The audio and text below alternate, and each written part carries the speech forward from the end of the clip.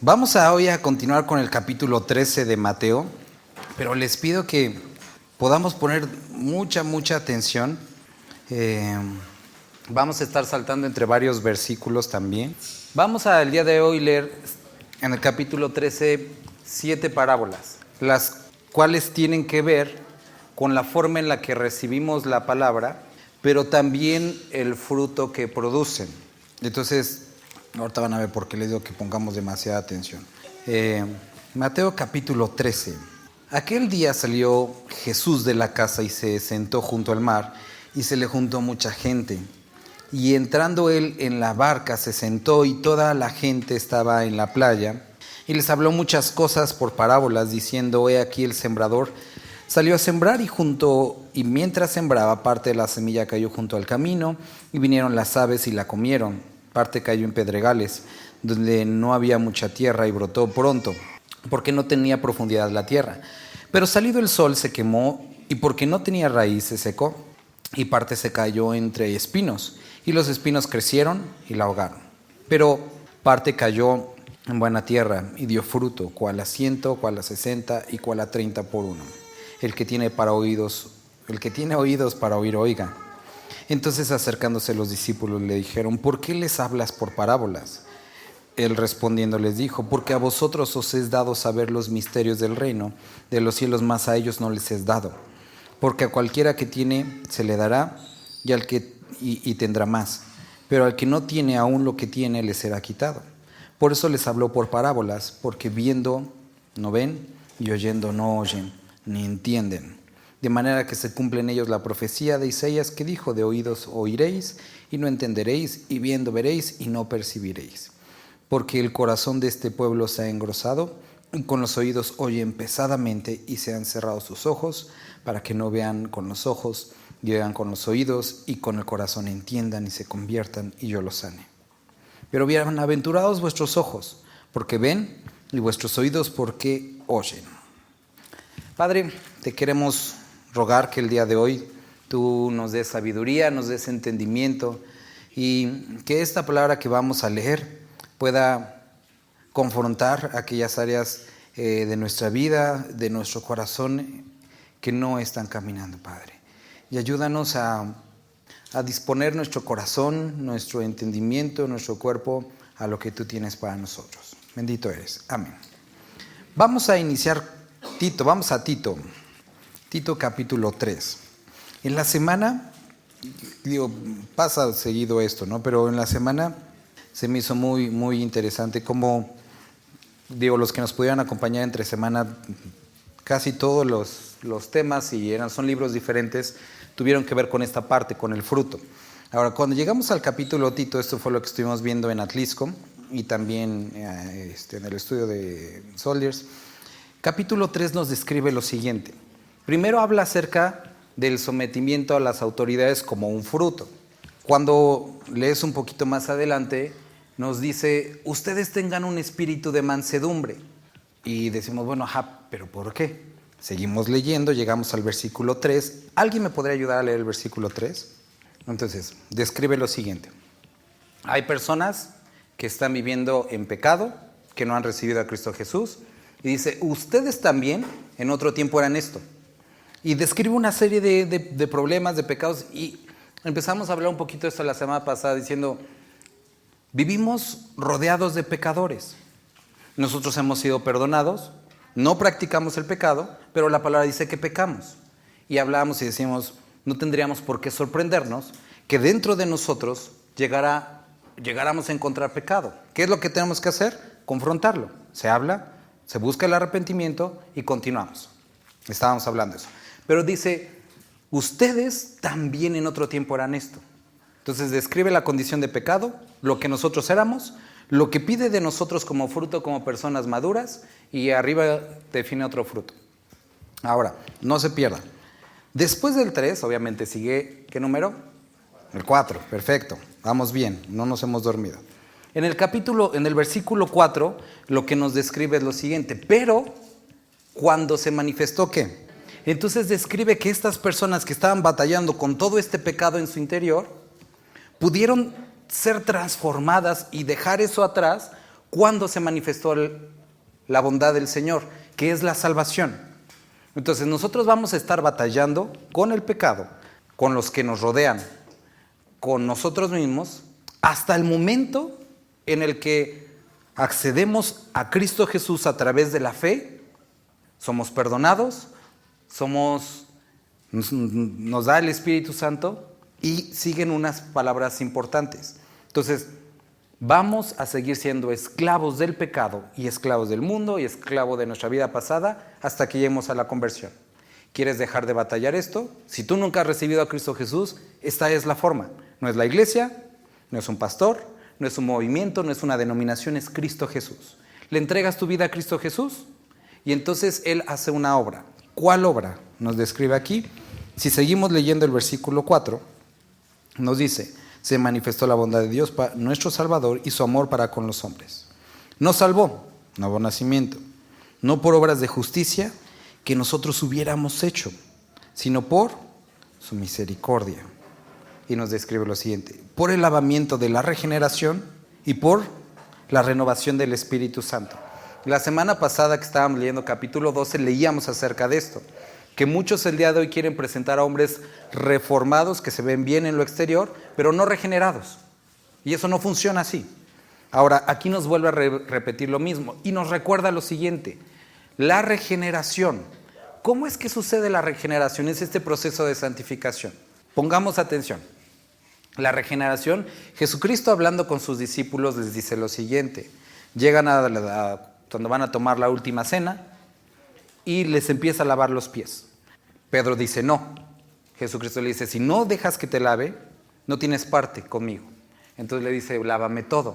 Jesús le dice: no, no es todo. Porque ustedes ya están limpios. ¿Se acuerdan por qué? Por la palabra que les he hablado. Juan también capítulo 17 nos dice: santifícalos en tu verdad, tu palabra es verdad. La regeneración ya del creyente que ya entregó su vida a Cristo Jesús, la regeneración sucede cuando somos expuestos a la palabra.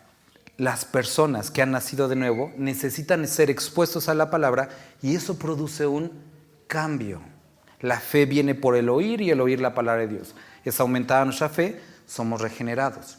Siguiente parte, aquí habla de una renovación. ¿Y la renovación aquí qué describe por quién es? Por el Espíritu. Corintios también nos describe que viendo como a un espejo, a cara descubierta, somos transformados de gloria en gloria como por el Espíritu. Entonces, como individuos creyentes, nos exponemos a su palabra, somos regenerados, santificados. Y el Espíritu Santo hace la obra transformadora en nuestras vidas. Si yo no me expongo a la palabra y me pregunto ¿por qué no he cambiado? Es absurdo. La respuesta es obvia, no te has expuesto a la palabra. Ahora, ¿por qué estamos leyendo esto? Espero un segundito más. Vamos a Mateo capítulo 13 nuevamente. ¿Qué es lo que nosotros estamos viendo en el capítulo 13? Desde el capítulo 2 empieza esta sección donde ellos empiezan a rechazar al rey que había sido presentado. Ya se demostró su carácter, se demostró su linaje, se demostró su poder, y entonces a partir del capítulo 11, 12, 13 empiezan a rechazar al rey que ha sido presentado. ¿Cuál es el problema aquí? El problema es que Jesucristo les está exponiendo la palabra y ellos están resistiendo la palabra. Lo único que puede transformar a las personas. Y si el individuo, el creyente, dice no a la palabra, no hay forma de ser transformado. Ahora, empieza esta parábola y sé que la hemos leído varias veces, sé que la conoces, pero te pido que el día de hoy puedas como conectarlo con lo que estamos leyendo y dice lo siguiente. Primera parte, y aquí el sembrador salió a sembrar. Bueno, vamos a leer el versículo 18 aquí nos da la explicación. Oíd pues vosotros la palabra del sembrador. Cuando alguno oye la palabra del reino y no la entiende, viene el malo y arrebata lo que fue sembrado en su corazón. Este es el que fue sembrado junto al camino. El que fue sembrado en pedregales, este es el que oye la palabra y al momento la recibe con gozo, pero no tiene raíz en sí, sino que es de corta duración. Pues al venir la aflicción o la persecución por causa de la palabra tropieza. El que fue sembrado entre espinos, este es el que oye la palabra, pero el afán de este siglo y el engaño de las riquezas ahogan la palabra y se hace infructuosa. Mas el que fue sembrado en buena tierra, este es el que oye y entiende la palabra y da fruto y produce a 100, a 60 y a 30 por uno. La parábola de la semilla está explicando cómo es que nosotros recibimos la palabra y qué es lo que produce esa disposición de corazón. Vuelvo a repetir, la parábola de la semilla describe, o del sembrador, cómo es que recibimos la palabra y el fruto que esto produce. Primera cosa que tenemos que notar, y si puedes anotarlo, grábalo muy bien. Jesucristo tiene la voluntad de transformarte. Él dio el primer paso, murió por ti, para que puedas ser salvado. Ok, ya somos salvos. Él ha dado su palabra, la forma, el medio a través del cual lo podemos conocer y ser regenerados. Cuando nosotros nos acercamos a la palabra y recibimos la palabra, el Espíritu Santo empieza a transformar nuestra vida. Pero ¿qué puede suceder? La primera parte de la parábola dice que alguien recibe esta palabra, pero no entiende. Y uno podría decir, ay, pobrecitos, que somos burritos. No, quiero que notes que más adelante vamos a leer la parábola de la cizaña, y a pesar de que los discípulos, supuestamente para ellos era, dice, no entendimos. Y quiero que puedas notar, versículo 36.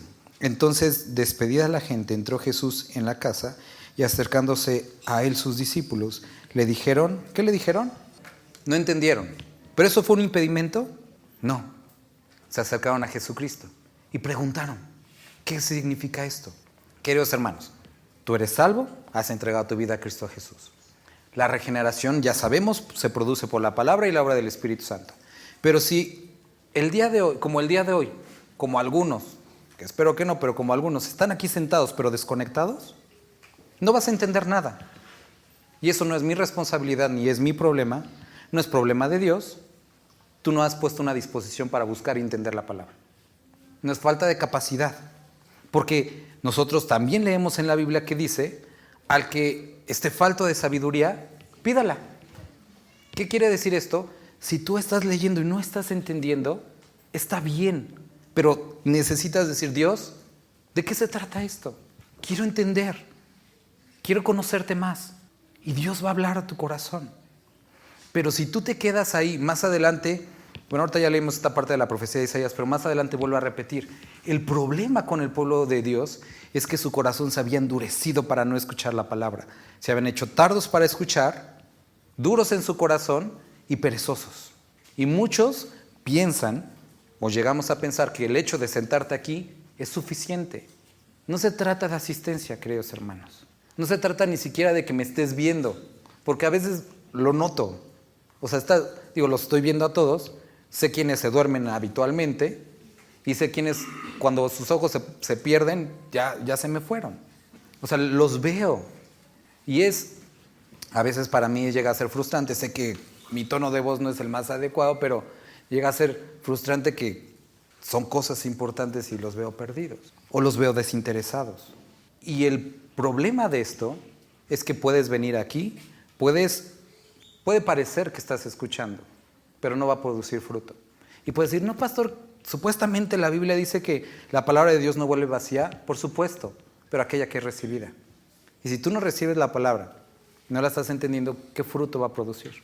Necesitas entender la palabra, necesitas disponer tu corazón para escucharla.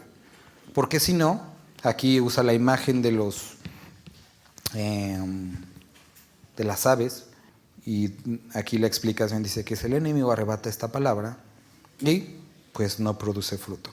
Antes de avanzar, los discípulos le preguntan, Jesús, ¿por qué les hablas por parábola? Pareciera que estás intentando esconder la verdad.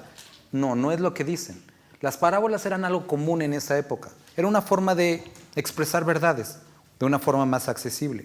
Pero Jesucristo reconoce algo y les dice, miren, estoy tratando de hacer la palabra más accesible, pero las parábolas producen algo, un reto para el oyente, a poder detenerse y decir, ¿qué significa esto? Y es exactamente lo que produce la palabra de Dios en nosotros, el reto de detenerte y poner a pensar, ¿qué es esto que estoy escuchando? ¿Qué es esto que estoy leyendo? Pero si nos quedamos en la pereza, no vamos a entender. Necesitamos acercarnos a Dios y decirle, Dios, ¿qué quieres tú conmigo de esto? O puede ser que lo entiendas, pero no sepas cómo llevarlo a cabo, cómo aplicarlo. Pregúntale a Dios. siguiente parte de la parábola. ¿Lo puede leer alguien el versículo? ¿Puede leer alguien el versículo 20?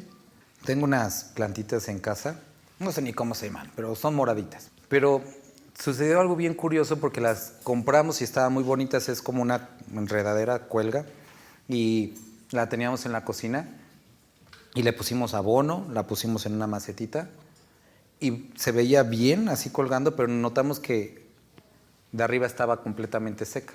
Lo que tenía vida era lo del final, pero ya no estaba pues, ni siquiera conectada a la tierra, ¿no? Le cambié la tierra, la volvimos a poner y volvió a pasar lo mismo. Pero interesantemente, algunas de esas las tomé y las metí en un vaso de agua, y las que estaban en el vaso de agua sacaron raíz. Y después de que sacaron raíz, las sembré y funcionó. Esto es lo que está describiendo. Personas que son expuestas a la palabra y les gusta. A muchos nos gusta. Ya brincamos esta parte de, ay, me da flojera. A algunos verdaderamente les gusta. La reciben con gozo. Pero ¿qué sucede? Y no me van a dejar mentir con esto. Muchos de ustedes cuando recibieron a Cristo empezaron a tener problemas. En lo personal, en lo económico, en lo familiar. Y es lo que está describiendo. Las presiones, los problemas, empiezan a hacerte dudar acerca de si esto es lo adecuado, lo correcto. ¿Pero qué pensabas? ¿Que el conocimiento no iba a ser probado? Necesita ser probado para que sea convicción y no simplemente emoción. Y muchos están probablemente en esta parte, en la que ya son creyentes de tiempo igual, y reciben la palabra y les gusta, pero en la semana es probado y dicen, mejor me voy por otro camino, porque no entendemos que la palabra produce en nosotros transformación y muerte. Estaba preguntándole a Juanpi antier que qué se sentía cuando te conectaban la quimioterapia. Me dio curiosidad y le dije, o sea, pero se siente así como luego. Y me decía que se empezaba a sentir frío, ¿no? Que empezaba a correr por todo su cuerpo y pues empezaba el malestar como casi instantáneo. Y entonces siguen todos los síntomas que a lo mejor ustedes ya han escuchado de Juanpi y de su familia. Y ese es exactamente el punto. Existe algo que está ayudando a detener esta enfermedad, pero instantáneamente produce un trastorno en su cuerpo que hace sentir que te mueres. Y esto es lo que hace la palabra. La recibimos y empieza esta rebelión de nuestra carne a la palabra. Pero puedes decir no, ya no, y detenerlo. O puedes dejar que haga su obra completa y que muera algo de ti. Y entonces produzca su fruto. Pero si tú te asustas y te da miedo, nunca vas a ver fruto. Muchos dicen, es que yo quiero más de Dios, pero me da miedo que me va a pedir. Puedes quedarte ahí, pero nunca vas a descubrir qué es lo que puede hacer contigo. Entonces, vemos esta segunda parte. Tercera parte. Vemos uno que fue sembrado entre espinos. Este es el que oye la palabra, pero el afán de este siglo y el engaño de las riquezas ahogan la palabra y se hace infructuosa. Podemos quedarnos únicamente con decir, sí, aquellos que les gusta más el dinero y entonces eligen el dinero sobre la palabra. Pero creo que esto es algo mucho más sencillo y mucho más común. Ayer, a pesar de que estaba preparando este estudio, ya en la noche, me fui a la oficina ya y vi una repisita que estaba chueca. Y entonces me paré, estaba leyendo y puse la Biblia en audio. Y me paré y ya agarré mi desarmadorcito. Y después me di cuenta que no necesitaba otra cosa. Me fui por el taladro, me fui por taquetes. Pasaron como 20 minutos y había dejado atrás el audio y yo ya estaba haciendo las reparaciones. Después me salí a hacer otras cosas.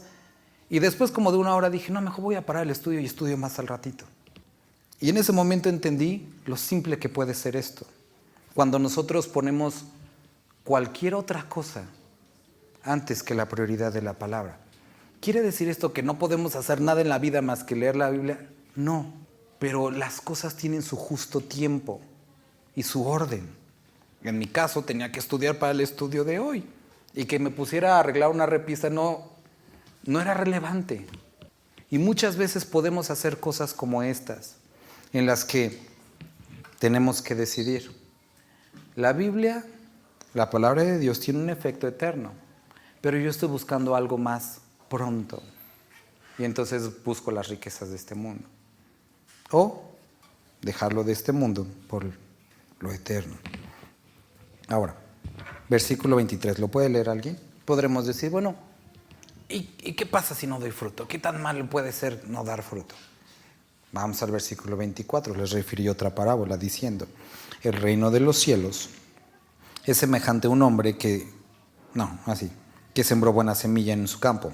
Pero mientras dormía, los hombres vino su enemigo y sembró cizaña entre el trigo, y se fue, y cuando salió la hierba y dio fruto, entonces apareció también la cizaña. Vinieron entonces los siervos del padre de familia y le dijeron, Señor, ¿no sembraste buena semilla en tu campo? ¿De dónde pues tienes cizaña? Él les dijo, un enemigo ha hecho esto, y los siervos le dijeron, ¿quieres pues que vayamos y la arranquemos? Y él les dijo, no sea que al arrancar la cizaña arranquéis también con ella el trigo. Dejad crecer juntamente lo uno con lo otro hasta la siega. Y al tiempo de la siega yo diré a los segadores, recoged primero la cizaña, atadla en manojos para quemarla, pero recoger el trigo en mi granero. Otra parábola les refirió diciendo, el reino de los cielos es semejante al grano de mostaza, que un hombre tomó y sembró en su campo, el cual a la verdad es la más pequeña de todas las semillas, pero cuando ha crecido es la mayor de las hortalizas, y se hace árbol de tal manera que vienen las aves del cielo y hacen nidos en sus ramas. Otra parábola les dijo, el reino de los cielos es semejante a la levadura que tomó una mujer y escondió a 3 medidas de harina hasta que todo fue leudado. Todo esto habló Jesús por parábolas a la gente, y sin parábolas no les hablaba, para que se cumpliese lo dicho por el profeta cuando dijo, abriré en parábolas mi boca, declararé cosas escondidas, no es que las quisiera esconder, sino que las iba a declarar, aquellas cosas escondidas las hizo accesibles desde la fundación del mundo. Entonces despedida a la gente entró Jesús en la casa, y acercándose a él sus discípulos le dijeron, explícanos la parábola de la cizaña del campo. Respondiendo les dijo, el que siembra la buena semilla es el Hijo de Hombre, Jesús. El campo es el mundo. La buena semilla son los hijos del reino, y la cizaña son los hijos del malo. El enemigo que la sembró es el diablo. La siega es el fin del siglo. Los segadores son los ángeles. De manera que como se arranca la cizaña y se quema en el fuego, así será el fin de este siglo. Enviará el Hijo del Hombre a sus ángeles y recogerá de su reino a todos los que sirven de tropiezo y a los que hacen iniquidad, y los echarán en el horno de fuego. Allí será el lloro y el crujir de dientes. Entonces los justos resplandecerán como el sol en el reino del Padre. El que tiene oídos para oír, oiga. Nuevamente, entonces los justos resplandecerán como el sol en el reino de su Padre. El que tiene oídos para oír, oiga. ¿Por qué es importante dar fruto?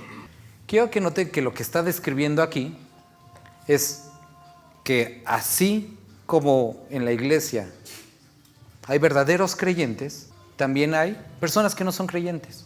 Entonces, ¿qué hacemos? ¿Perseguimos a los que no son creyentes? No. Estamos viendo descrito algo aquí. Le hacen esta pregunta, ¿arrancamos la cizaña? No. Vamos a esperar al fin cuando sea el final. ¿Cuál es el propósito de la cizaña? Ninguno. Para Dios. Para el enemigo, poner tropiezo. Recuerda, ya leímos Tito y Timoteo. Hay falso evangelio, falsas doctrinas, falsos maestros y aquí, falsos creyentes. El enemigo introduce herejías destructoras, dice doctrinas de demonios, a sus ministros que los disfraza como ángeles de luz y falsos creyentes. ¿Para qué? Para traer tropiezo. Pero sigue la pregunta, ¿por qué es tan importante el fruto? Porque por sus frutos vas a conocer quiénes son. Eso es importante. Ahora, tenemos que, vuelvo a repetir, estar como viendo quién es. No, sus frutos lo van a evidenciar. Y eso es lo que hace el Espíritu Santo. Aquí nos describe que no solamente hay falsos creyentes, sino del 31 al 32 nos describe un crecimiento anormal. Ya hemos hablado en otras ocasiones acerca de esto de hermenéutica, de la fidelidad expositiva. Cuando algo en una parábola significa algo, en las siguientes parábolas significa lo mismo. En la parábola del sembrador, las aves simbolizan a Satanás. Y aquí, versículo 31 al 32, vuelve a simbolizar Satanás. Está este árbol, está esta semilla, crece, pero el árbol, o el arbusto más bien de mostaza, nunca se convierte en árbol. Aquí estamos viendo un crecimiento anormal. Crece tanto que entre sus ramas anida el enemigo. ¿Y qué es lo que sucede? Cuando hay congregaciones tan grandes y que crecen anormalmente o no sanas, puede dar lugar a que el enemigo siembre o viva entre sus ramas. Lo he escuchado de varias personas, que cuando están en pecado buscan iglesias grandes. ¿Por qué? Porque pueden pasar desapercibidos y cobijarse bajo la figura de la religiosidad y seguir viviendo en pecado. Muchos hacen eso y esto es lo que sucede. Entonces vemos que no solamente hay falsos creyentes, sino que dentro de una iglesia puede el enemigo estar haciendo su obra. Vemos la misma imagen del versículo 32 al 35, que habla acerca de la levadura. La levadura siempre es un prototipo de pecado. Entonces está esa mujer, pone un poco de levadura y se leuda toda la masa. Se echa a perder todo la masa. Ahora, le preguntan, del 36 al 43 ya leímos, y llegamos al versículo 44. Además, el reino de los cielos es semejante a un tesoro escondido en un campo, el cual un hombre halla y lo esconde de nuevo, y gozoso por ello va y vende todo lo que tiene y compra aquel campo. También el reino de los cielos es semejante al mercader que busca buenas perlas, que habiendo hallado una perla preciosa fue y vendió todo lo que tenía y la compró. Asimismo, el reino de los cielos es semejante a una red que echada en el mar, que recoge toda clase de peces. Una vez llena la saca a la orilla y sentados recogen lo bueno en cestas y lo malo lo echan fuera. Ok, pongamos atención. Juan capítulo 1, del versículo 12 en adelante, describe lo siguiente. Dice, a los que le recibieron, a los que creen en su nombre, les dio la potestad de ser hechos o de ser llamados hijos de Dios. Y estos no han nacido por voluntad de hombre ni por sangre, sino por voluntad de Dios. Nos describe que primer paso es creer y que Dios hace la transformación. Llegamos aquí y en otras ocasiones que hemos tocado estos versículos, lo hemos hablado, describe el versículo 44. Quien encuentra el tesoro escondido es Cristo y entonces da todo para comprar ese tesoro. Dio su vida por nosotros. Lo mismo en la parábola de la perla preciosa. Es Cristo dando todo por redimirnos. Es lo mismo en la de la red. Dios mandando o echando su red a todos. Y esto en aquellos que se clavan en la predestinación. Ese es un versículo con el que a veces tenemos que lidiar. Él echa la red para todos. Él quiere salvar a todos. Pero ¿qué pide de nosotros? Y aquí vamos a llegar a algo importante. Una disposición de corazón. Por favor, sígueme en esto, hermanos, para que podamos unir todo. Hemos sido salvos por su palabra, por el sacrificio de Cristo Jesús. Después, ¿qué nos pide? ¿Necesitas ser transformado? ¿Puedes hacerlo tú? No, es obra del Espíritu Santo. ¿Qué herramienta usa? La palabra. Dios da la palabra. ¿La estás escuchando? Si no la estás escuchando, si no la estás entendiendo, si te da miedo y empiezas a batallar, no va a tener fruto. ¿Por qué es tan importante esto de los frutos? Porque por sus frutos va a ser evidente qué somos. Si somos creyentes o somos cizaña. Ahora, ¿cuáles son los frutos? Que es donde mucho nos perdemos. Y lo vemos algo nada más como algo etéreo, algo que no podemos palpar. Y decimos los frutos del Espíritu, pero ¿cómo evalúo el gozo? ¿Cómo evalúo la paz? Miren, cuando regresamos a Tito, vamos a Tito otra vez, capítulo 3, vamos a ver Tito, Colosenses y Hebreos. Primero, dice, recuérdales que sujetan a los gobernadores y autoridades, que obedezcan, que estén dispuestos, ¿qué?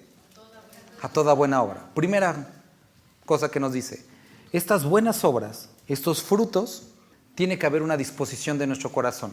Recibimos la palabra y tenemos que estar dispuestos a dar estos frutos. Ahora, estos primeros frutos que describe aquí Tito, si quieres después leerlo con detenimiento, describe la conducta, porque habla de mansedumbre y habla de lo que produce en nuestra vida el Espíritu Santo. Y ahí puede entrar gozo, paz, paciencia, benignidad, etc.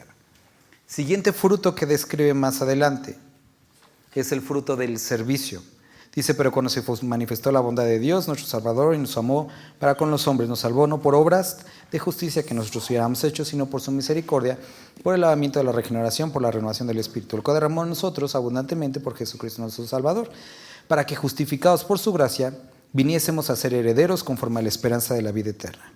Palabra fiel es esta, y en esta cosa quiero que insistas con firmeza, para que los que creen en Dios procuren ocuparse en buenas obras. Estas cosas son buenas y útiles para los hombres. Primero es la conducta. Segundo es el servicio. Ahora, si tú, hermano, has estado aquí ya durante un tiempo y has recibido la palabra, lo que espera de ti la palabra y lo que espera de ti Dios es que tu conducta haya cambiado, que tu carácter ha sido transformado. Si no lo ha sido, tienes que preguntarte, ¿qué es lo que estoy haciendo con la palabra que estoy recibiendo? ¿No la estoy entendiendo? Es tu responsabilidad. Pregúntale a Dios. Acércate a algún hermano maduro que te ayude a entenderla. Siguiente cosa, ¿la estás resistiendo? Es también tu responsabilidad. Pero la otra cosa que también es importante es el servicio. Si tú estás recibiendo la palabra pero no quieres servir, creo que estás cayendo en la condición de la sociedad en la que estamos viviendo, en la que estamos acostumbrados a relaciones sin compromiso, en el matrimonio, en las amistades, en la familia y en la iglesia. Hay muchas personas que están acostumbrados, o más bien no están acostumbrados, o no pasaron por toda esta parte de orar para plantar una iglesia, sufrir para levantar una congregación. Y entonces, como lo he dicho en otras ocasiones, se sientan en sillas que no acomodaron, que no compraron, caminan por pasillos que no barrieron, están en un lugar que no rentaron y son parte de una iglesia por la cual no lloraron. Y por lo tanto, sin esa falta, o más bien con esa falta de compromiso, nunca se involucran, no les interesa el involucrarse. ¿Y saben qué, hermanos? Necesitamos involucrarnos. ¿Por qué? Porque aquí lo vuelvo a repetir, quiero que insistas con firmeza. Esto no es una opción. El creyente que tiene la palabra sirve. Y si tú, después de varios meses de recibir la palabra, no te has involucrado en el servicio, algo está mal. Necesitas servir, necesitas involucrarte en el servicio. Bueno, vamos a ayudar al pastor en su iglesia. No es mi iglesia, no me vas a ayudar a mí. Es algo tú con Dios. A mí no me afecta en nada, a mí no me beneficia en nada. Esto es algo entre tú y Dios, lo necesitamos entender. Siguiente parte del servicio que nos describe aquí, es llegando ya a la parte final de este capítulo de Tito, cuando dice, versículo 13, a cenas intérprete de la ley, y Apolos encamínales con solicitud, de modo que nada les falte, y aprendan también los nuestros a ocuparse en buenas obras. Lo repite por tercera ocasión, pero en esta ocasión en el contexto de el apoyo económico. Necesita el creyente hacer estas buenas obras o de estos frutos de cambio de actitud, buenas obras o frutos de servicio, y buenas obras o frutos de apoyo económico. Entonces estaban estas personas que estaban sirviendo, estas personas que tenían necesidad, y como creyentes Pablo les dice, necesitan interesarse por las necesidades de los demás. No pueden dejar a los demás con necesidad. Esto es un fruto de ser creyente, que tú ves a alguien que tiene necesidad, a alguien que le está pasando difícil, y lo apoyas. Que ves que eres parte de una congregación en la que hay necesidades y apoyas. Eso es un fruto. Encontramos otro fruto más. En el libro de Hebreos, nosotros podemos leer en el capítulo 13, es versículo 15. Habla acerca del fruto de labios que confiesa su nombre. Ahora, el ser un adorador o el alabar a Dios es un fruto de conocer, de leer la palabra. Si tú escuchas, pero estás inerte durante la alabanza, inerte durante tu tiempo personal, algo no está funcionando. Necesitamos alabar a Dios. Otra obra, otro fruto que describe es Colosenses 1:10. Nos describe que debe haber una ayuda práctica a los demás. No solamente es en la iglesia, sino es a los que nos rodean. Si tú ves en la calle, ves a personas que están en necesidad y eres indiferente, algo no está funcionando. Queridos hermanos, tenemos bastante tiempo, bastante años leyendo la palabra. Si tú tomas la determinación de resistir a la palabra, no vas a cambiar. No va a haber fruto. Y si tú te preguntas, ¿por qué no ha habido fruto? Si no obedeces la palabra, esa es la respuesta, es obvio. La palabra es lo único que regenera, la obra la hace el Espíritu Santo. Pero es que a mí no me gusta tanto eso de dar frutos. Bueno, ese desinterés podría mostrar algo mucho más grave, una no conversión, y necesitarías pensar en eso. Ahora, el fruto es una evidencia de lo que somos. Y una persona que ha nacido de nuevo no está empeñada, no está ansiosa por dar fruto. Es algo natural, es algo que se produce de manera natural. y es una evidencia de que estás suficientemente expuesta a la palabra. Yo te diría, hermanos, ¿y podrían repartir lo de la cena del Señor de una vez, hermanos, por favor? Ahorita vamos a tomar la cena del Señor. Y Dios validó, Dios acompañó su deseo con evidencias. Él quería salvarnos y nos amó. ¿Y qué hizo? Dio a su Hijo. Y nosotros decimos amarle. Y ahorita vamos a tomar la cena, vamos a recordar su sacrificio, su muerte. El libro de Santiago describe de una manera mucho más directa, más así tirándola duro. ¿Tienes fe? Mira qué bueno, muéstrame tus obras. Porque esa fe que dices tener, si no tiene obras, es muerta. No es una fe no es una obra que salva, sino la fe que produce obras porque ya es salva. Y hoy, ahora en este momento vamos a tomar esto y yo te animaría a que pudieras ponerte a cuentas con Dios. Si a lo mejor ha pasado que nunca habías tomado la cena o a lo mejor nunca has entendido de qué se trata. Jesucristo le dice a sus discípulos, Pablo enseña a la iglesia de Corinto, que cada vez que queremos recordarlo, que queremos tener esta comunión con Él, una de las tantas formas que podemos hacerlo, y una muy especial, es recordar su sacrificio. Tomar un poco de jugo o de vino, un pedazo de pan, y recordar que ese jugo representa, ese vino representa su sangre que fue derramada por nosotros. Que ese pan representa su cuerpo que por nosotros fue partido. Y cada vez que tomamos de esta copa y comemos de este pan, dice que la muerte del Señor anunciamos. Decimos, yo creo que Él murió por mí. Yo creo que Él es mi Salvador. Y de esta forma somos uno en el Señor y recordamos también su pronta venida. La Biblia nos dice, hagan esto con conciencia, entendiendo qué significa, agradeciéndolo. Y por eso, gracias hermano, nosotros cuando lo tomamos, siempre volvemos a repetir esto mismo, porque es importante que podamos entender qué costó. También, ahorita que van llegando los pequeños, este es nuestro interés, porque los pequeños puedan ver esto y puedan participar, para que desde pequeños, dice la palabra, Jesús decía, dejen que los niños se acerquen a mí, no se lo impidan, y que los niños puedan ver por qué lo tomamos, por qué recordamos, y podamos recordar esto que dice al final de este capítulo de Mateo que leemos. Él aventó la red para todos, y Dios quiere que todos, que el impío no se pierda, sino que se arrepienta de su impiedad.